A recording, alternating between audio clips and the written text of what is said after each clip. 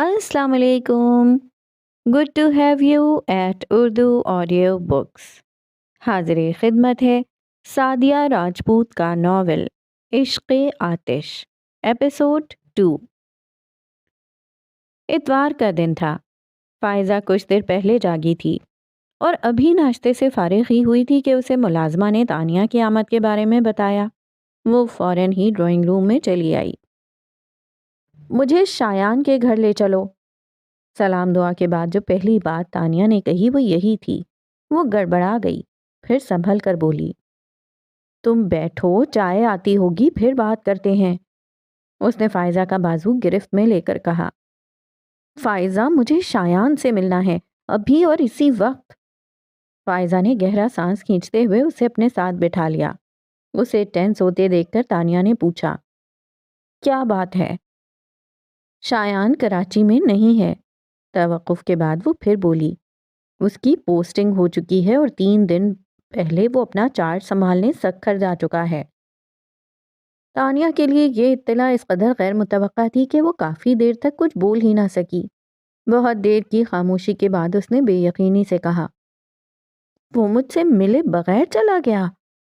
फिर उसने शाकी नज़रों से फ़ायज़ा को देखा।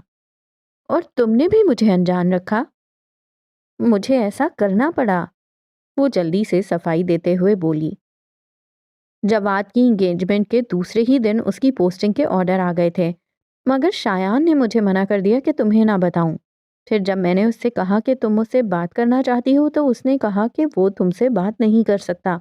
पता नहीं क्यों, मगर मुझे वो काफ़ी अपसेट लग रहा था। फ़ायज़ा चुप हुई तो तानिया ने कहा, बात नहीं कर सकता? मगर क्यों? ऐसा तो कुछ भी नहीं हुआ कि वो मुझसे बात भी ना करे। तुमने उससे पूछा नहीं कि वो ऐसा क्यों कर रहा है? तानिया अब भी हैरान थी। फ़ायज़ा से उसकी तरफ देखा ही नहीं गया। सर झुकाकर बोली, पूछा था, लेकिन उसने कुछ बताया ही नहीं, तो मैंने सोचा शायद तुम दोनों में अनबन हो गई होगी। हमारे बीच तो कुछ नहीं हुआ। तानिया ने फौरन तरदीद की। इम्पॉसिबल। फ़ायज़ा ने मानने से इनकार कर दिया। कुछ तो बात हुई होगी, बिना किसी बात के वो ताल्लुक क्यों ख़त्म करेगा? उसने तुमसे कुछ तो कहा होगा। यकीन करो फ़ायज़ा, कोई बात हुई ही नहीं। वो परेशान सी होकर चुप हो गई। फिर जैसे याद आने पर बोली, लेकिन एंगेजमेंट वाले दिन वो मुझसे कुछ कहना चाहता था। क्या? फ़ायज़ा को तजस्सुस हुआ। पता नहीं। तानिया ने जानबूझकर ये बात छुपा ली कि उसके ख्याल में शायान उस दिन उसे प्रपोज करने वाला था। वो कहने ही वाला था कि तुम और अंकल वहां आ गए और फिर वो कोई बात किए बगैर अचानक ही चला गया। वो रुकी और फिर तल्ख सी हंसी के साथ बोली, वो तो हमेशा ही कुछ कहे बगैर चला जाता है। मुलाजमा उसी वक्त चाय की ट्रॉली के साथ अंदर आई तो दोनों चुप कर गईं। मुलाजिमा के जाने के बाद फ़ायज़ा ने चाय का कप उठाकर तानिया के हाथ में पकड़ाते हुए कहना शुरू किया, पर तानिया, तुम शायान की तरफ से पहल का इंतज़ार क्यों करती नहीं? खुद से क्यों ना कह दिया? दोनों हाथों से कप पकड़े वो बेबसी से बोली, कैसे कह देती, जबकि मैं ये भी नहीं जानती कि वो मुझसे मोहब्बत करता भी है या नहीं। तुम तो उससे मोहब्बत करती हो ना, क्या ये काफ़ी नहीं है? तानिया ने कुछ कहे बगैर कप टेबल पर रखा और खड़ी हो गई। मैं अब चलूंगी। फ़ायज़ा ने उसे रोकना चाहा लेकिन वो ठहरी ही नहीं। फ़ायज़ा उसे बाहर तक छोड़ने आई। तानिया कार का दरवाज़ा खोलने के लिए की होल में चाबी डाल रही थी जब उसने फ़ायज़ा को कहते सुना, एक बात मानोगी तानिया? अगर वो नहीं कहता तो तुम कह दो, और अगर नहीं कह सकती तो इस इंतज़ार को ख़त्म करके आगे बढ़ जाओ। कब तक इस पुले सिरात पर खड़ी रहोगी? तकलीफ़ में रहोगी। या तो हट जाओ या गुजर जाओ। ठहरना मत। ठहरने वाले का पोर पोर जख्म बन जाता है। वो चुपके से कार में बैठी और चली गई। तुम्हारे अंदेशे चाहे कितने ही दुरुस्त होते शायान, मगर आगही के बाद जुदाई बख्शने का तुम्हें कोई हक नहीं था। फ़ायज़ा ने तासुफ से सोचा। एक हाथ में फाइल्स और दूसरे में दुपट्टा पकड़े उसकी आमद काफ़ी अफरा तफरी में हुई थी। नूरुल हुदा ने अखबार नीचे करके उसे देखा। میں سوچ رہا ہوں دیر سے آفس آنے والوں کی تنخواہ کاٹنا شروع کر دوں۔ مریم ان کی طرف دیکھ کر ہنسی۔ ایسا مت کرنا نور الہدا، ورنہ تنخواہ کے نام پر تانیہ کے ہاتھ کچھ بھی نہیں آئے گا۔ Very funny. فائلز اور دوپٹہ ساتھ والی چیئر پر رکھ کر ہاتھ میں پکڑا کلپ لاپرواہی سے سلکی براؤن بالوں میں اٹکاتے ہوئے وہ برا مان کر بولی، ویسے پاپا ایک بات میں آپ کو بتا دوں، جس دن آپ نے میری تنخواہ کاٹی اگلے دن میں ریزائن کر دوں گی۔ دھمکی دے رہی ہو؟ وہ آنکھیں نکال کر بولے، آپ بھی تو دے رہے ہیں۔ آرام سے کہہ کر اس نے سلائس اٹھا لیا۔ اچھا آرام سے کھاؤ۔ اسے جلدی جلدی سلائس منہ میں ٹھونستے دیکھ کر مریم نے ٹوکا۔ نور الہدا نے اخبار لپیٹ کر سائیڈ میں رکھ دیا۔ انہیں اخبار رکھتے دیکھ کر مریم نے چائے کا کپ سامنے رکھتے ہوئے گلاس میں جوس نکال کر انہیں تھمایا۔ ناشتے کے بعد اخبار پڑھنا ان کا معمول تھا۔ پھر اخبار سے فارغ ہو کر جوس پیتے اور آفس کے لیے نکل جاتے۔ جتنی دیر میں انہوں نے جوس پیا، تانیہ ناشتہ نمٹا چکی تھی۔ اس نے نیپکن سے ہاتھ صاف کر کے دوپٹہ گلے میں ڈالا۔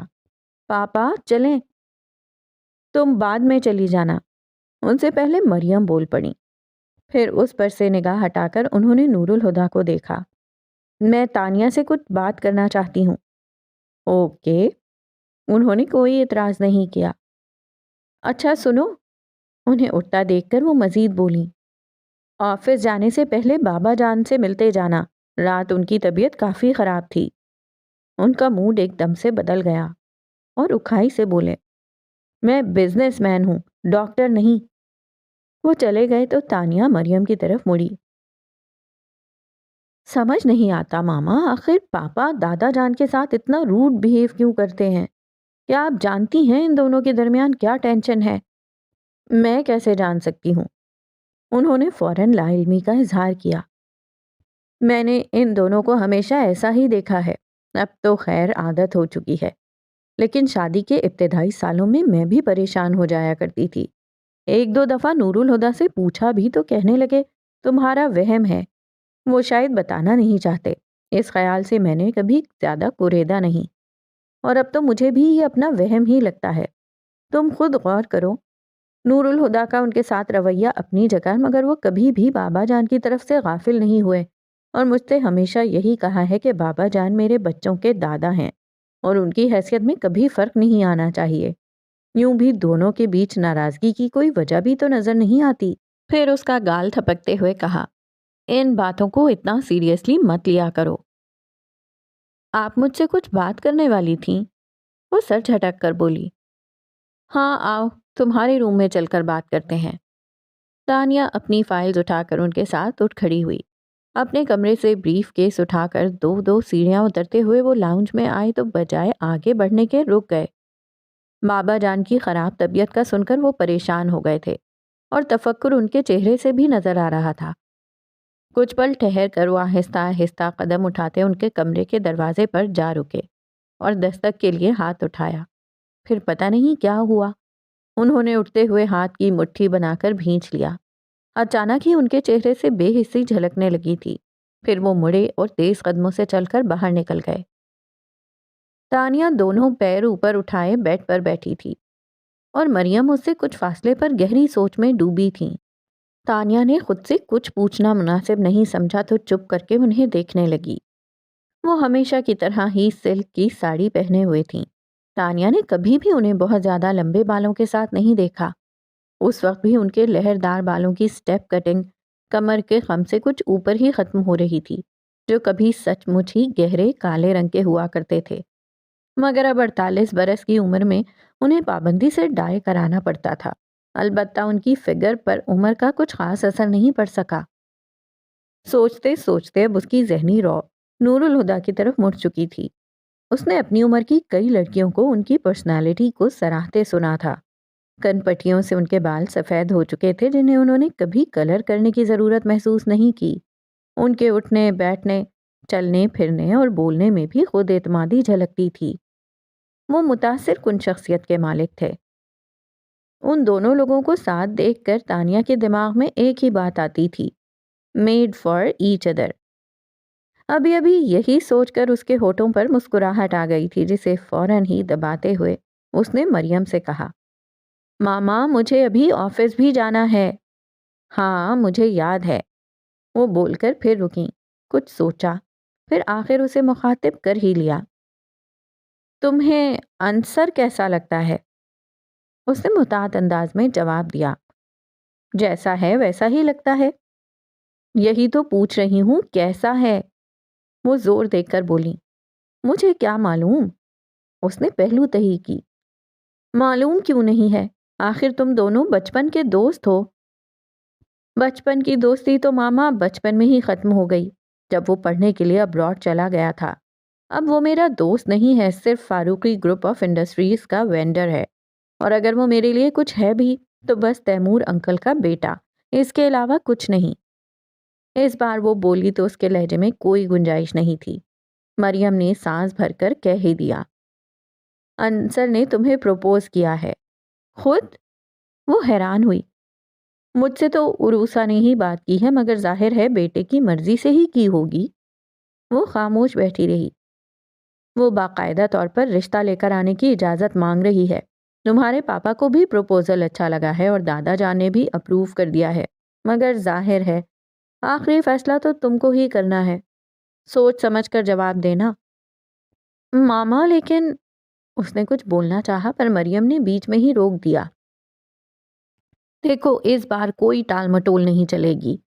جب تک تم پڑھ رہی تھی تب تک تو ٹھیک تھا، پر اب جو سال بھر سے تم بہانے بنا رہی ہو وہ میری سمجھ سے باہر ہیں۔ مجھے سمجھ نہیں آتا آخر تم شادی کے بارے میں کب سیریس ہوگی۔ ماما پلیز اس ذکر کو ابھی رہنے دیں، اس نے کوشش کر کے بول ہی دیا، مگر انہوں نے جیسے سنا ہی نہیں۔ تمہیں کچھ اندازہ ہے تمہاری عمر کتنی ہو چکی ہے؟ ظاہر سی بات ہے یہ سوال اس سے جواب مانگنے کے لیے نہیں کیا گیا تھا۔ 24 سال، وہ بولی، اور جب میں 24 سال کی تھی تو تم میری گود میں تھیں۔ وہ رک کر اس کی فاق ہوتی شکل دیکھ کر بولی، میں نے پہلے بھی تم سے کہا ہے اور اب پھر کہہ رہی ہوں کہ اگر تمہاری اپنی کوئی چوائس ہے تو کھل کر کہہ دو، مجھے یا کسی بھی دوسرے شخص کو کوئی اعتراض نہیں ہوگا۔ اس کی آنکھوں میں ایک دم شایان کا چہرہ ابھر آیا تو اس نے سختی سے پلکیں بند کیں، پھر کھول کر انہیں دیکھا۔ اور اگر تمہاری کوئی چوائس نہیں ہے تو بیٹا میں کہوں گی کہ تمہارے لیے انصر سے بہتر اور کوئی نہیں ہو سکتا۔ انہوں نے توقف کیا، پھر پیار سے اس کے بالوں پر ہاتھ پھیرنے لگیں۔ تانیہ یہ وقت جو اس پل تمہارے ہاتھ میں ہے بہت خوبصورت ہے، اسے نہ گنواؤ۔ میں جاؤں؟ کچھ دیر بعد اس نے ہلکے سے پوچھا۔ ہاں جاؤ، انہوں نے اجازت دیتے ہوئے کہا۔ ان کے پاس سے اٹھ کر وہ دادا جان کے پاس آ گئی۔ تم گئی نہیں؟ وہ خلاف معمول اس وقت اسے گھر میں دیکھ کر حیران ہوئے۔ بس جا رہی ہوں، پھر بیڈ پر ان کے برابر ٹکتے ہوئے بولی، جہاں وہ نیم دراز تھے۔ اب آپ کی طبیعت کیسی ہے؟ تمہیں دیکھ کر ٹھیک ہو گئی ہے، وہ قصدن مسکرائی۔ اظہر فاروقی کچھ جھجکے پھر پوچھا، نور الہدا ابھی گھر پر ہے؟ نہیں، وہ آفس جا چکے ہیں۔ آہستہ سے کہہ کر اس نے ان کا ہاتھ چوم کر کہا، آئی لو یو دادا جان۔ وہ جانتی تھی کہ یہ الفاظ ان کی تکلیف کا نیم البدل نہیں ہو سکتے، پھر بھی وہ مسکرائے تو اسے حوصلہ ہوا۔ پھر انہیں اللہ حافظ کہہ کر وہ باہر پورچ میں آ گئی۔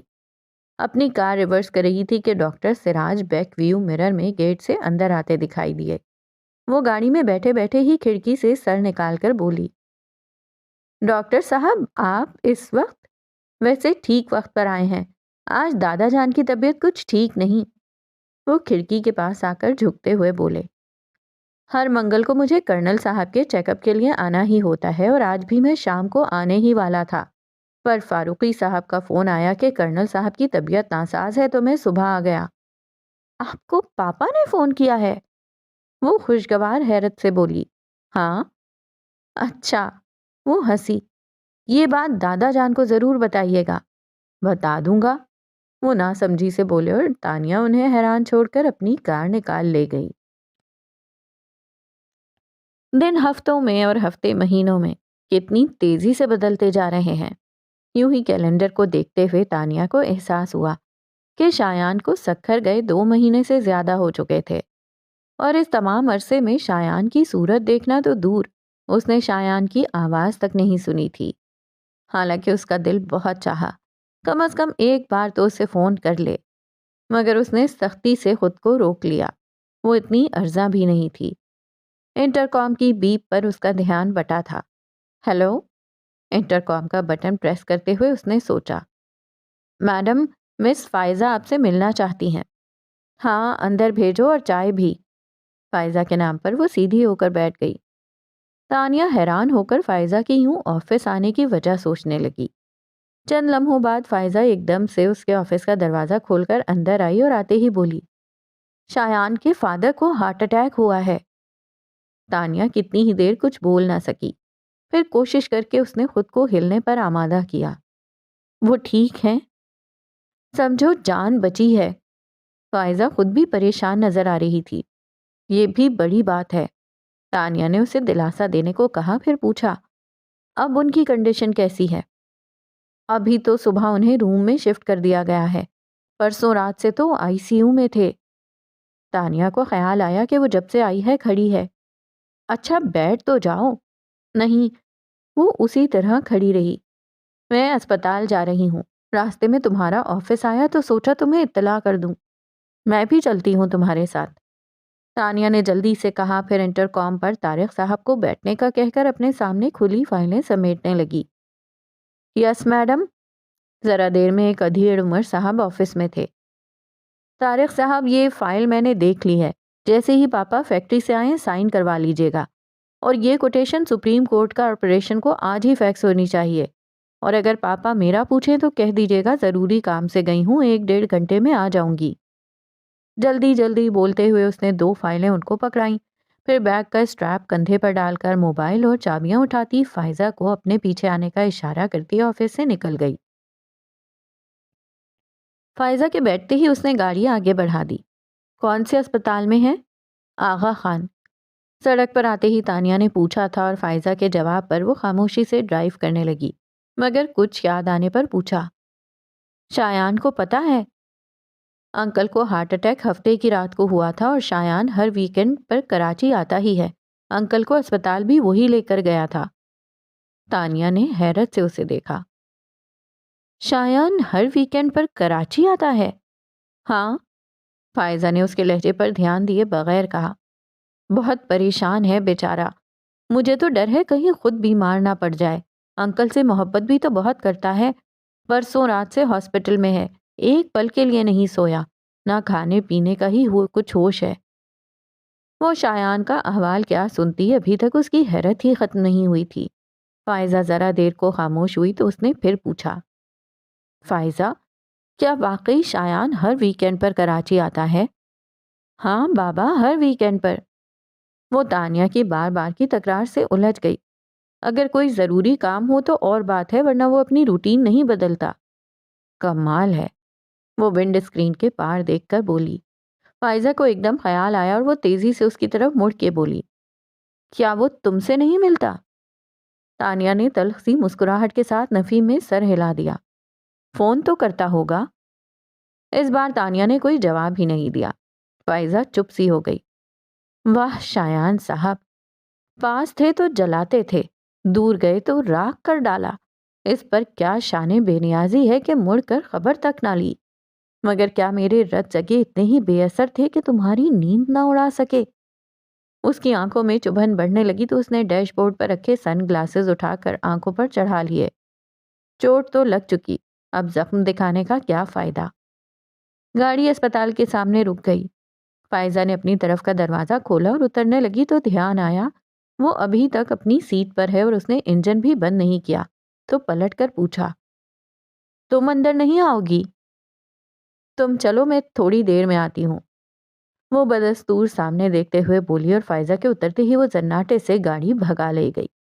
کافی دیر تک بے مقصد شہر کی سڑکوں پر گاڑی بھگانے کے بعد بھی خون کے ابال میں کمی نہیں آئی تو تھک کر اس نے گھر کے راستے پر گاڑی موڑ دی۔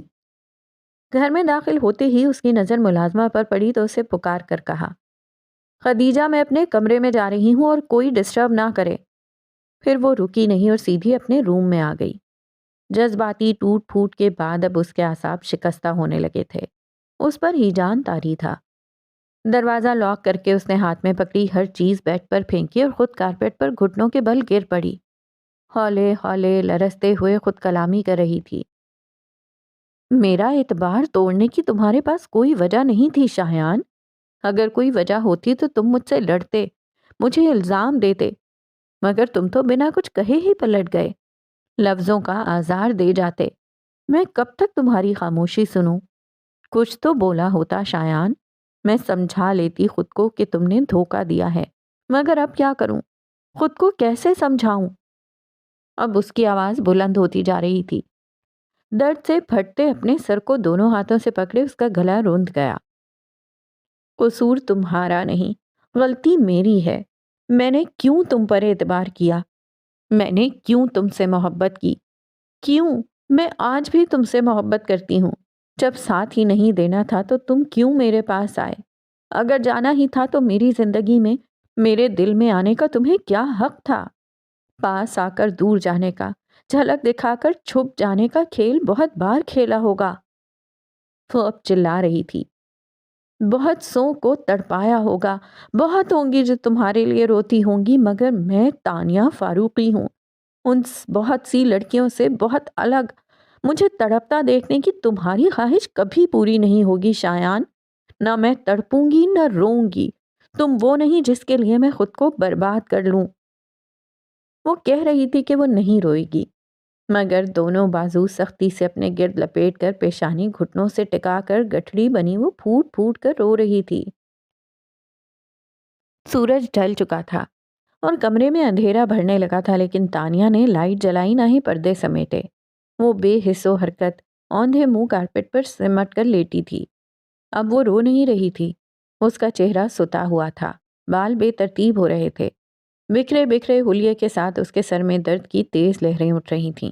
کئی گھنٹوں تک رونے کی وجہ سے وہ تھک چکی تھی اور اب اس میں اتنی طاقت بھی نہیں تھی کہ اٹھ کر بیٹھ کے دراز سے پین کلر ہی نکال کر لے لے۔ پھر کچھ وقت سے ہی صحیح، مگر اس نے خود کو ہلنے پر آمادہ کر ہی لیا۔ وہ کھسک کر ٹیبل کی طرف گئی۔ ٹیبل کے سہارے سے بیٹھنے کے بعد اس نے جگ سے پانی گلاس میں ڈالا اور گلاس پکڑ کر اٹھتے ہوئے بیڈ پر آ کر بیٹھ گئی۔ پھر ڈراز کھول کر پین کلر نکالی اور 2 گولیاں پانی کے ساتھ لے کر گلاس سائڈ ٹیبل پر رکھا اور بیڈ پر لیٹ گئی۔ اس کا دل چاہ رہا تھا کہ سو جائے، مگر آنکھوں میں درد اتنا زیادہ تھا کہ بند کرنا بھی مشکل تھا۔ وہ چت لیٹی نیند آ جانے کا انتظار کرتی رہی۔ اگلے صبح شاور لے کر ڈریسنگ روم میں آئی تو آئینے میں اپنی ہی صورت دیکھ کر حیران رہ گئی۔ آنکھوں کے گرد حلقے سوجے ہوئے تھے۔ نہانے سے چہرے کی پشمردگی تو کم ہو گئی تھی، مگر زردی جھلک رہی تھی۔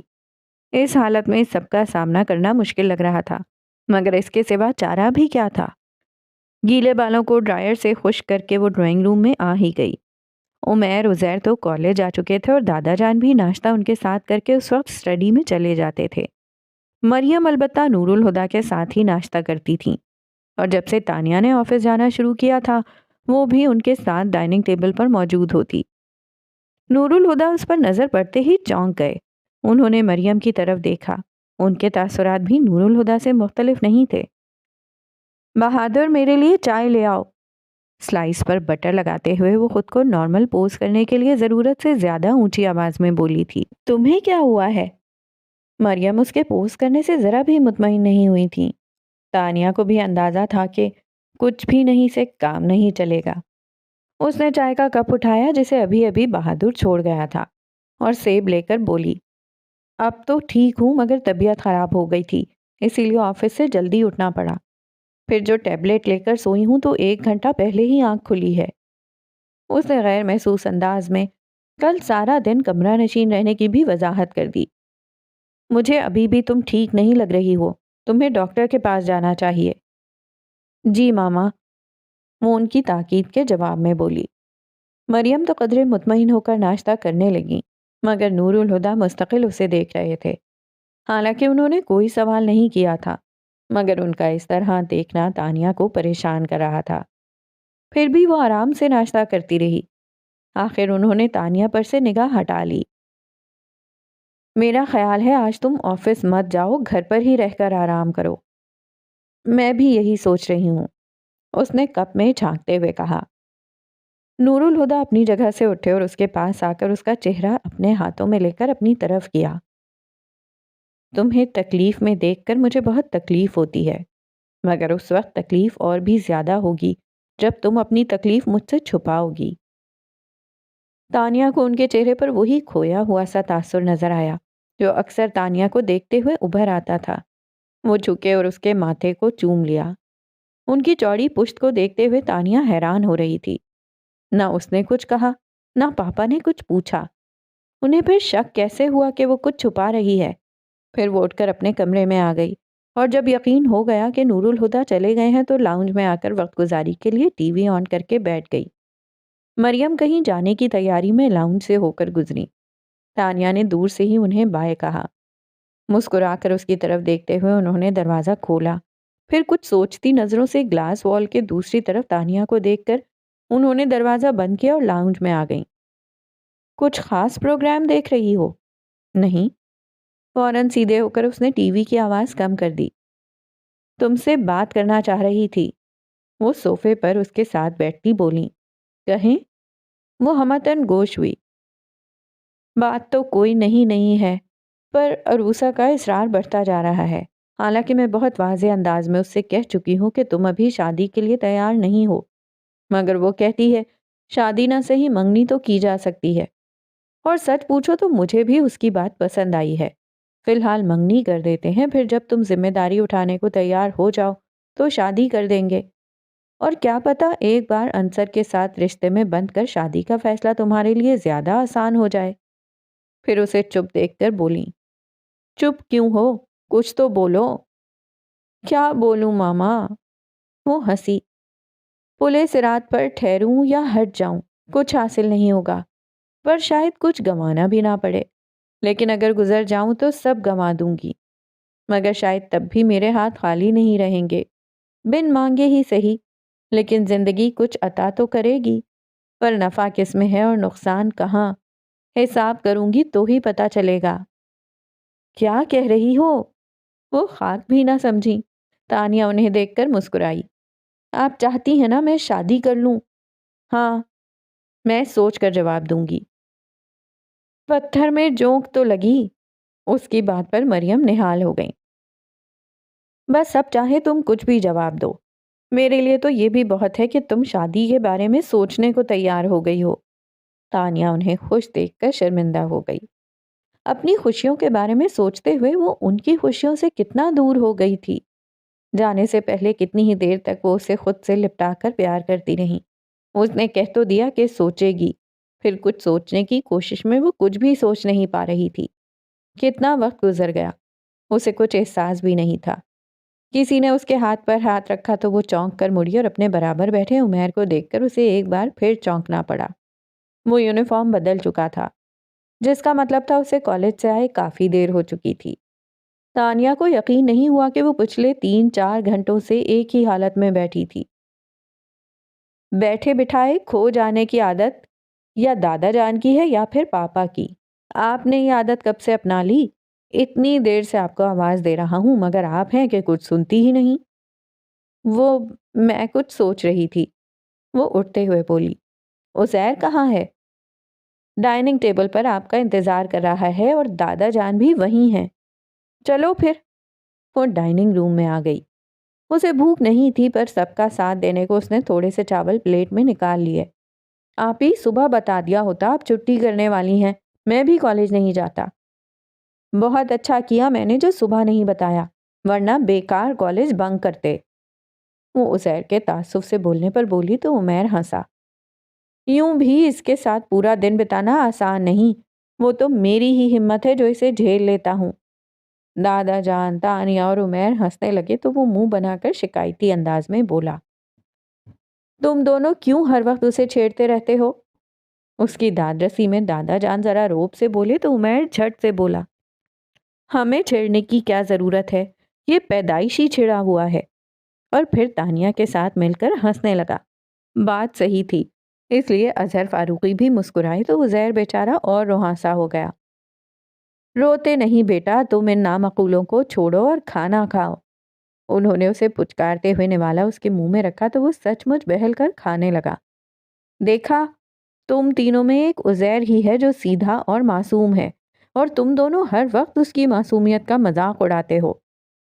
عزیر نے یوں گردن اکڑا کر دیکھا جیسے اظہر فاروقی نے اسے کوئی اعزاز بخشا ہو، اور اس کی اس حرکت پر وہ دونوں اور بھی ہنسنے لگے۔ وہ بھی ایک سہانی شام کا منظر تھا۔ گرم گھاس پر بھری ہوئی ٹرے تھامے وہ سہج سہج قدم اٹھاتی لان میں رکھی چیئرز کی طرف بڑھی چلی آ رہی تھی، جن پر براجمان اظہر فاروقی اور نور الہدیٰ دنیا و ما فیہا سے بے خبر نہ جانے کن باتوں میں الجھے تھے۔ ان دونوں نے ہی اس کی آمد کو محسوس نہیں کیا تھا، بلکہ نور الہدیٰ تو اس وقت چونکے جب ٹرے رکھنے کے لیے جھکتے ہوئے اس کا کاسنی دوپٹہ شانے سے سرک کر گھٹنے پر رکھے ان کے ہاتھ پر آ پڑا۔ اس نے ایک ہاتھ سے دوپٹہ کندھے پر ڈالتے ہوئے دوسرے ہاتھ سے بڑا سا کپ اٹھا کر بابا جان کی طرف بڑھایا، مگر انہوں نے ہاتھ میں پکڑا اخبار ایک دم ہی اپنے سامنے پھیلا لیا۔ وہ سن سی ہو گئی۔ یہ ہو ہی نہیں سکتا تھا کہ اظہر فاروقی نے اسے اپنی طرف کب بڑھاتے نہ دیکھا ہو۔ نور الہدیٰ کو بھی ان کی حرکت اچھی نہیں لگی تھی۔ وہ خود کو بولنے سے روک نہ پائے۔ بابا جان، وہ آپ کو کب پکڑا رہی ہے؟ اظہر فاروقی نے ذرا سا اخبار کا کونا نیچے کرتے ہوئے سرسری سے انداز میں کہا، ٹیبل پر رکھ دو نا بیٹا، اور پھر سے اخبار اپنے سامنے کیا۔ اس نے کپ ان کے سامنے رکھا اور اسی خاموشی سے کرسی پر بیٹھ گئی۔ اس کا چہرہ پتھر کی طرح بے جان تھا۔ ہر بار اپنے نظر انداز کیے جانے پر اس کی کیفیت اتنی ہی شدید ہو جایا کرتی تھی۔ نور الہدیٰ اس کی اس قدر حساسیت پر اکثر حیران اور کبھی کبھار تو پریشان ہو جاتے۔ اسے اس ٹرانس سے باہر لانے کے لیے نور الہدیٰ نے کپ اٹھا کر اس کے سامنے کیا اور اپنی عادت کے مطابق بشاشت سے بولے، کیا شام کی چائے پینا بھی چھوڑ دیا ہے؟ اس نے چونکتے ہوئے ان کی طرف دیکھا اور سادگی سے مسکراتے ہوئے ان کے ہاتھ سے کپ لے کر گھونٹ گھونٹ پینے لگی۔ گھر میں بیکار بیٹھ کر کیا کرو گی؟ تم یونیورسٹی میں ایڈمیشن کیوں نہیں لے لیتی؟ انہیں لگتا تھا اس کی حد سے بڑھی ہوئی حساسیت کی وجہ تنہائی ہے۔ حالانکہ گھر میں بابا جان اور خود وہ موجود تھے، مگر نور الہدیٰ اپنی مصروفیت کی وجہ سے اسے ٹھیک سے ٹائم نہیں دے پاتے تھے، اور بابا جان گو کہ ریٹائرڈ تھے مگر الگ تھلگ رہنا پسند کرتے تھے۔ انہوں نے سوچا یونیورسٹی جانے سے اس کی تنہائی ختم ہو جائے گی اور پھر شاید اس کی جذباتیت بھی کم ہو جائے، مگر اس نے فوراً ہی ان کے خیال کو مسترد کر دیا۔ بی اے کر لیا ہے، کافی ہے، مجھے آگے نہیں پڑھنا۔ یہ کیا بات ہوئی؟ وہ ٹوک کر بولے۔ بس کچھ سمجھ نہیں آیا تو اس نے کندھے اچکا دیے۔ بس کیا؟ وہ کبھی کبھار ہی بڑے پن کا روب جھاڑتے تھے اور جب ایسا کرتے بڑے آرام سے مروب ہو جاتی جیسے ابھی ہو گئی تھی۔ وہ اسی لہجے میں بولے، میرا خیال ہے ایڈمیشن تو اوپن ہو چکے ہوں گے، میں کسی دن فارم لے آؤں گا، تم بس فل کر دینا۔ مگر ہادی بھائی، مجھے آگے نہیں پڑھنا، وہ منمنائی۔ کیوں؟ ان کا انداز ہنوز وہی تھا۔ مجھے کورس کی کتابیں اچھی نہیں لگتیں۔ بڑا معصوم سا انداز تھا۔ نور الہدیٰ مسکرا دیے۔ پھر کیا اچھا لگتا ہے بتاؤں؟ وہ اسی بھول پن سے جوش میں بولی اور پھر ان کے جواب کا انتظار کیے بغیر شروع ہو گئی۔ اس نے سر اٹھا کر دور تک پھیلے آسمان کو دیکھا اور کہا، مجھے آسمان کو دیکھنا اچھا لگتا ہے۔ اس میں اڑتے بادل اور پرندوں کی چہکار، سورج کی کرنیں اور چاند کی چاندنی، پھول، تتلی، خوشبو، صحرا میں بہتی ہوا کی آواز، سمندر کی لہریں، سردیوں کا موسم۔ وہ بولتے بولتے اچانک ہنس پڑی، پھر انہیں دیکھ کر بولی، ہادی بھائی، مجھے زندگی اچھی لگتی ہے۔ وہ ہنس پڑے، مگر وہ ایک دم سے چپ ہو کر کچھ سوچنے لگی تھی۔ پھر اس نے کپ ٹیبل پر رکھا اور اپنی جگہ سے اٹھ کر گھاس پر بابا جان کے قدموں میں بیٹھ گئی، جو لا تعلق سے اخبار میں گم تھے۔ انہیں متوجہ کرنے کے لیے اس نے اپنے ہاتھ اظہر فاروقی کے گھٹنے پر رکھ دیے۔ انہوں نے اخبار ہٹا کر اسے دیکھا۔ بابا جان، آرٹس کونسل میں نو آموز مصوروں کی پینٹنگز کی نمائش ہو رہی ہے۔ میں نے بھی اپنا نام دیا تھا اور پتہ ہے میرا سلیکشن بھی ہو گیا ہے۔ 17 دسمبر سے 3 دن کی نمائش ہے۔ آپ آئیں گے نا؟ جوش میں بولتے آخر میں اس کا لہجہ منت بھرا ہو گیا تھا۔ تم جانتی ہو کہ بھیڑ بھاڑ والی جگہوں پر جانا مجھے پسند نہیں۔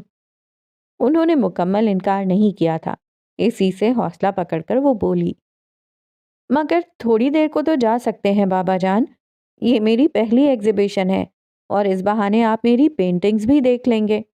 جانتے ہیں، اس بار میں نے اسٹل لائف اور لینڈ اسکیپنگ کے علاوہ سی اسکیپس بھی بنائے ہیں اور کیلی گرافی تو میں نے پہلی بار ہی کی ہے۔ پچھلے مہینوں میں نے اتنے سارے کینوس بنا لیے ہیں اور آپ نے ابھی تک کوئی بھی نہیں دیکھا۔ اگر دکھانا مقصود ہے تو آج ہی ایک نشست تمہارے کمرے میں رکھ لیتے ہیں، لیکن میں ایگزیبیشن میں نہیں آ پاؤں گا۔ آرمی لائف کے دوران بھی پرہجوم جگہوں پر جانا مجھے پسند نہیں تھا اور اب تو میں ریٹائرڈ لائف گزارتے گھر تک ہی محدود ہو گیا ہوں۔ اینی وے، بیسٹ آف لک۔ کیا ہو جاتا اگر بابا جان اس کا دل رکھنے کی خاطر کچھ دیر چلے جانے کی حامی بھر لیتے؟ نور الہدا نے تعصب سے سوچ کر اسے دیکھا۔ اس نے اپنی آنکھیں جھکا رکھی تھیں، پھر بھی اس کی پلکوں پر لرزتے آنسو نور الہدا کو صاف نظر آئے تھے۔ نور الہدا بے چین ہو کر اٹھے اور اس کے پاس والی چیئر پر بیٹھ کر ٹیبل پر رکھے اس کے ہاتھ پر اپنا ہاتھ رکھ دیا، اور کچھ کہنا ہی چاہتے تھے کہ اس نے آہستگی سے اپنا ہاتھ ان کے ہاتھ کے نیچے سے نکالا اور اٹھ کر یوں ہی رخ پھیرے اندر کی طرف بڑھ گئی۔ جوتوں سمیت بیڈ پر چت لیٹے نور الہدا کو اپنی کنپٹیوں پر نمی کا احساس ہوا تھا۔ وہ اٹھ بیٹھے، اپنے چہرے پر سے آنسوؤں کو صاف کر کے ہاتھ اپنی آنکھوں کے سامنے کیا اور پوروں پر ٹھہری نمی کو دیکھنے لگے۔ جو آج تم یہاں ہوتی تو دیکھتی کہ جو آنسو تمہاری آنکھوں سے نہ بہہ سکے وہ 27 سالوں سے میرا چہرہ بھگو رہے ہیں۔ بے سبب تو نہیں تیری یادیں، تیری یادوں سے کیا نہیں سیکھا، ضبط کا حوصلہ بڑھا لینا، آنسوؤں کو کہیں چھپا لینا، کانپتی ڈوبتی صداؤں کو چپ کی چادر سے ڈھانپ کر رکھنا، بے سبب بھی کبھی ہنسنا، جب ہو بات کوئی تلخی کی موضوع گفتگو بدل دینا۔ بے سبب تو نہیں تیری یادیں، تیری یادوں سے کیا نہیں سیکھا۔ وہ تھکے تھکے سے اٹھے اور کھڑکی کا پردہ ہٹا کر باہر جھانکا۔ پورچ کی تیز روشنی میں تانیہ بار بار ہارن بجا رہی تھی۔ پھر اظہر فاروقی چند لمحوں بعد اپنے پوتوں کے ساتھ نظر آئے۔ سنبھلنے کے لیے ہمیشہ ٹھوکر کی ضرورت کیوں ہوتی ہے؟ فرنٹ ڈور کھول کر بیٹھتے اظہر فاروقی کو دیکھ کر انہوں نے سوچا تھا۔ ہاتھ میں بکے پکڑے تانیہ نے اسپتال کے انفارمیشن کاؤنٹر پر شایان کے فادر کا نام بتا کر ان کا روم نمبر پوچھا۔ Room number 5۔ دبلی پتلی لڑکی نے کمپیوٹر سے چیک کر کے اسے بتایا۔ تھینکس کہہ کر تانیہ لفٹ کی طرف آئی۔ لفٹ سے نکلتے ہی تانیہ کو سامنے سے آتی فائزہ آتی دکھائی دی۔ پاس آنے پر وہ بولی، کہاں جا رہی ہو؟ گھر، فائزہ نے جواب دے کر پوچھا۔ مگر پرسوں کیا ہوا تھا؟ تھوڑی دیر کا کہہ کر تم تو غائب ہی ہو گئی۔ ایک ضروری کام یاد آ گیا تھا، اس نے کہا۔ فائزہ گھر جانے کا ارادہ ترک کر کے اس کے ساتھ ہی چلتے ہوئے روم میں آ گئی۔ پہلا قدم رکھتے ہی تانیہ نے شایان کی موجودگی کو محسوس کر لیا تھا، مگر جان بوجھ کر نظر انداز کر کے وہ بیڈ پر لیٹے شخص کی طرف آ گئی۔ بیڈ کے ساتھ ہی رکھی میز پر بکے رکھ کر اس نے ہلکی آواز میں پوچھا، ان کی طبیعت اب کیسی ہے؟ کافی بہتر ہے۔ اپنے پیچھے سے شایان کی بھاری آواز سن کر وہ سنبھل کر پلٹی، کوشش کر کے حیران ہوتے ہوئے بولی، تم؟ پھر قصدن مسکرائی، سوری میں نے تمہیں دیکھا نہیں۔ تبھی اس کی نظر صوفے پر بیٹھی سبز آنکھوں والی عورت پر پڑی۔ اس نے فوراً انہیں سلام کیا اور فائزہ کی طرف دیکھنے لگی کہ ان کا تعارف کروائے گی۔ خود سے وہ سمجھ نہیں سکی تھی کہ وہ شایان کی مدر ہیں یا کوئی رشتہ دار۔ ایسا ہی سوال تانیہ کے لیے ان کی آنکھوں میں تھا۔ فائزہ نے دانستہ ان سوالوں سے آنکھ چراتے ہوئے کہا، میرا خیال ہے باہر چل کر بات کرتے ہیں، یہاں ہماری آواز سے انکل کی نیند خراب ہوگی۔ وہ دروازہ کھول کر باہر چلی گئی تو تانیہ اور شایان بھی آگے پیچھے باہر آ گئے۔ تانیہ فائزہ کے ساتھ ہی بینچ پر بیٹھ گئی۔ شایان دیوار سے کمر ٹکائے ساتھ کھڑا تھا۔ اتنی دیر میں پہلی بار تانیہ نے اس کی طرف دیکھا۔ بلو جینز اور وائٹ شرٹ پہنے اس کا حلیہ رف سا تھا۔ کالے بال بے ترتیبی سے ماتھے پر پڑے تھے، شیو بڑھی ہوئی تھی اور آنکھوں کے نیچے حلقے نظر آ رہے تھے۔ اپنے فادر کے لیے بہت پریشان ہے۔ تانیہ نے دل میں اس کے لیے ہمدردی محسوس کی۔ بہت اپسیٹ ہو؟ آخر اس نے بات شروع کی۔ ابو میری زندگی کا لازمی حصہ ہیں، میں سب کچھ برداشت کر سکتا ہوں مگر ان کی تکلیف نہیں۔ انشاءاللہ وہ جلد ٹھیک ہو جائیں گے۔ تانیہ نے دل سے کہا۔ آج کل کیا کر رہی ہو؟ وہ بات بدلنے کو بولا۔ کچھ خاص نہیں۔ تو کرو نا، اور کتنا انتظار کرواؤ گی؟ کیا مطلب؟ میں سمجھی نہیں۔ شادی کی بات کر رہا ہوں۔ ویسے تو تم دونوں نے بہت مایوس کیا ہے، کیریئر کے پیچھے ہی پڑ گئی ہو، ورنہ میرا خیال تھا MBA کی ڈگریاں ملتے ہی تم دونوں ڈولی میں بیٹھ جاؤ گی۔ جان بوجھ کر اس نے یہ ٹاپک شروع کیا ہے۔ اس خیال سے تانیہ کو اس پر غصہ آنے لگا۔ فائزہ بھی کچھ چڑ گئی۔ تم اپنا خیال چھوڑو اور انکل کا خیال کرو۔ کتنا ارمان ہے انہیں تمہارے سر پر سہرا دیکھنے کا۔ یوں بھی عمر میں ہم دونوں سے 3 سال بڑے ہی ہو۔ پہلے تمہاری شادی ہوگی، ہمارا نمبر تو بعد میں آئے گا۔ میں اس کی شادی تک انتظار نہیں کرنے والی۔ مطلب؟ فائزہ نے پوچھا۔ میں شادی کر رہی ہوں۔ وہ غصے میں بنا سوچے سمجھے ہی بول گئی۔ زبردست۔ شایان کی آواز پر اس نے اس کی طرف دیکھا۔ اگر کوئی امید تانیہ کے دل میں تھی بھی تو اس وقت ختم ہو گئی۔ شایان کے چہرے پر خوشی چھپائے نہیں چھپ رہی تھی۔ کب کر رہی ہو شادی؟ بہت جلد، وہ جزبز ہو کر بولی۔ شادی میں بلاؤ گی نا؟ آف کورس، اور بھلا میری شادی تمہارے بنا ہو سکتی ہے؟ وہ دل جلانے والی مسکراہٹ کے ساتھ بولی تو شایان بس اسے دیکھ کر رہ گیا۔ پھر وہ فوراً ہی اٹھ کھڑی ہوئی۔ اچھا فائزہ، میں اب چلتی ہوں۔ ٹھیک ہے، میں شام کو فون کروں گی۔ بائے۔ وہ کہہ کر شایان کی طرف دیکھے بغیر تیزی سے چلتی لفٹ کا انتظار کرنے کے بجائے سیڑھیوں سے نیچے اتر گئی۔ شایان کوریڈور کے بیچوں بیچ کھڑا اسے لمحہ لمحہ خود سے دور جاتا دیکھ رہا تھا۔ فائزہ اٹھ کر اس کے پاس آ کر بولی، کبھی کبھی مجھے لگتا ہے شایان، تم نے کبھی تانیہ سے محبت کی ہی نہیں۔